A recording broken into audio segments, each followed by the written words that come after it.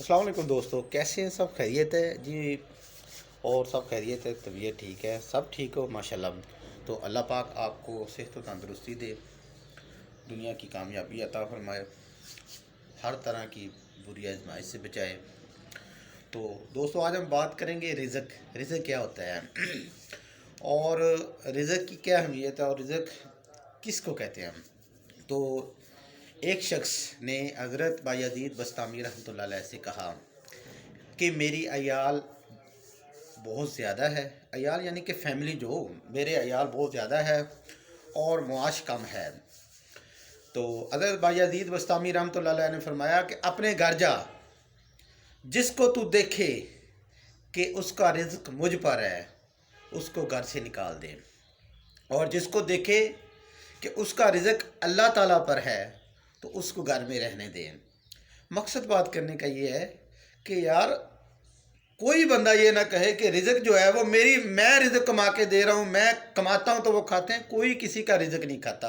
رازق میرا رب ہے، اللہ کی ذات رزق دیتی ہے، کوئی کسی کو نہیں کھلاتا۔ یہ بات ہم سب کے ذہن میں بیٹھ گئی ہے کہ جی میں کما کے لاتا ہوں وہ کھاتے ہیں، نہیں۔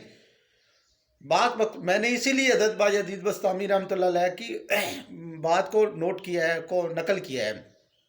وہ فرماتے ہیں کہ اگر تو تجھے لگتا ہے کہ فلانا بندہ میرا مرہون منت ہے تو اس کو گھر سے نکال دے۔ اگر تیرے ذہن میں یہ ہے کہ وہ بندہ ٹھیک ہے، جو رزق کھا رہا ہے وہ اللہ دے رہا ہے تو اس کو گھر میں رہنے دے۔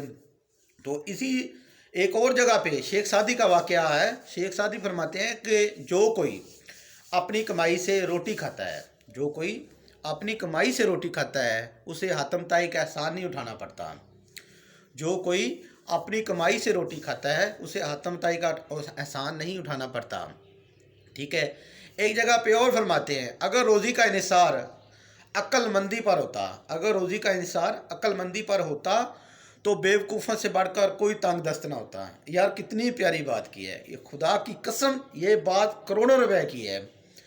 فرمایا کہ اگر روزی کا انحصار عقل مندی پر ہوتا کہ انسان کہتا کہ میں عقل مند ہوں، مجھ سے زیادہ تو روزی کسی کی، یہ غلط بات ہے۔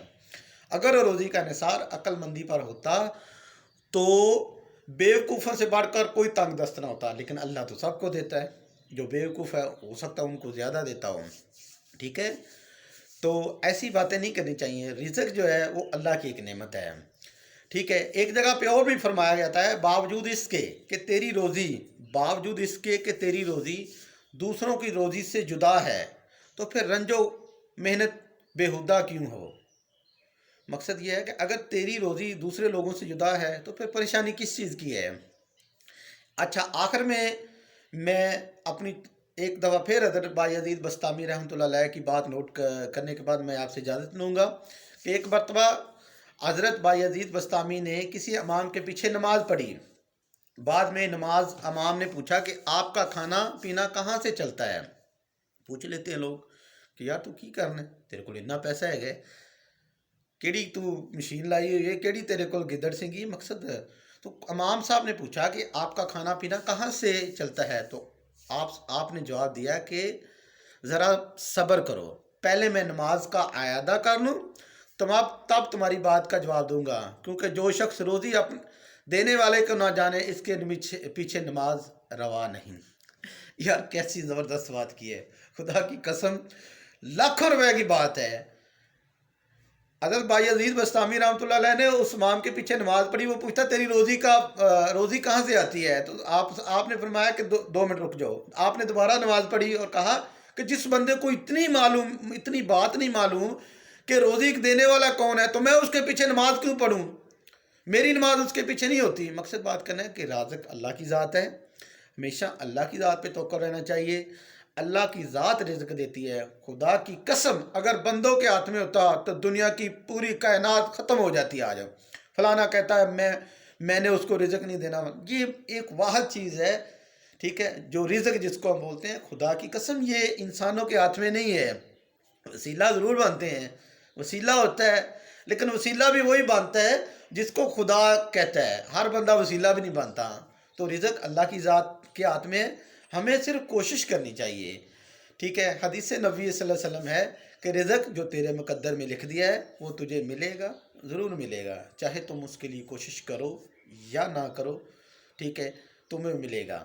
تو اللہ کے اسی بات سے میں اکتفا کرتا ہوں کہ اللہ پاک ہمیں رزق حلال کھانے کے توفیق عطا فرمائے، برے کاموں سے بچائے، ٹھیک ہے، رزق کے لیے محنت کرنے کی توفیق عطا فرمائے، ٹھیک ہے، ایمانداری سے اپنا کام کرنے کی توفیق عطا فرمائے۔ جو لوگ مجھے سن رہے ہیں، میری صحت کے لیے بھی دعا کریں، اپنے والدین کی صحت کے لیے بھی دعا کریں، ملک پاکستان کے لیے بھی دعا کریں، ٹھیک ہے، پاکستان آرمی کے لیے بھی دعا کریں، پاکستان پولیس، جتنے بھی پاکستان کے ادارے ہیں ان سب کے لیے دعا کریں کہ کیونکہ وہ بیچارے محنت کر رہے ہیں، وہ پاکستان چل ہی ان کے دم سے رہا ہے۔ تو اسی بات سے میں اپنی بات کو ختم کرتا ہوں۔ جیتے رہیں، خوش رہیں اور دعاؤں میں یاد رکھیں۔ السلام علیکم ورحمۃ اللہ وبرکاتہ۔